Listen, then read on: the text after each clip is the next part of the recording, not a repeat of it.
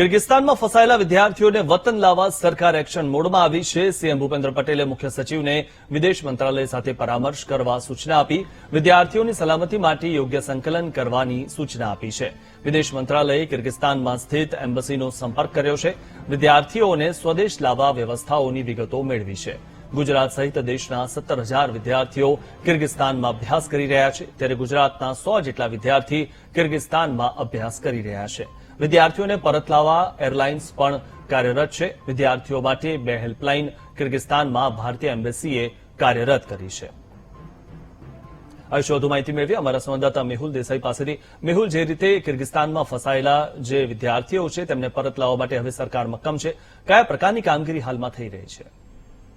મિથુન, બિલકુલથી વાત કરવામાં આવે તો કિર્ગિસ્તાનની અંદર ગુજરાત સહિત દેશભરના 17,000 વિદ્યાર્થીઓ ફસાયા છે અને તેમાં ગુજરાતના 100 જેટલા વિદ્યાર્થીઓનો સમાવેશ થાય છે। આ વિદ્યાર્થીઓને પરત લાવવા મુખ્યમંત્રી ભૂપેન્દ્ર પટેલે મુખ્ય સચિવ રાજકુમાર સાથે પરામર્શ કર્યો છે।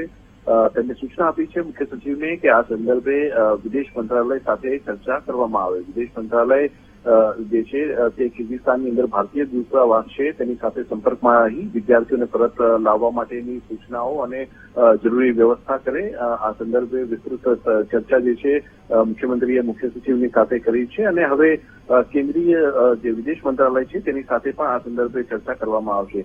જે માહિતી આપવામાં આવી છે તે પ્રમાણે 2 હેલ્પલાઇન પણ શરૂ કરવામાં આવી છે કિર્ગિસ્તાનમાં રહેલા ભારતીય દૂતાવાસ દ્વારા અને એરલાઇન્સ દ્વારા જે વિદ્યાર્થીઓ છે તેને પરત લાવવા માટેની કામગીરી પણ હાથ ધરાઈ છે, પરંતુ તમામ વિદ્યાર્થીઓ સુરક્ષિત રીતે જે છે તે તેમના નિવાસથી બહાર નીકળી શકે તે માટેની પૂરતી વ્યવસ્થા કરવા માટેની સૂચનાઓ જે છે તે આપવા માટે અને ચર્ચા કરવા માટેની સૂચના જે છે તે મુખ્યમંત્રીએ આપી છે। મિથુન, જી, આભાર મેહુલ, માહિતી આપવા બદલ।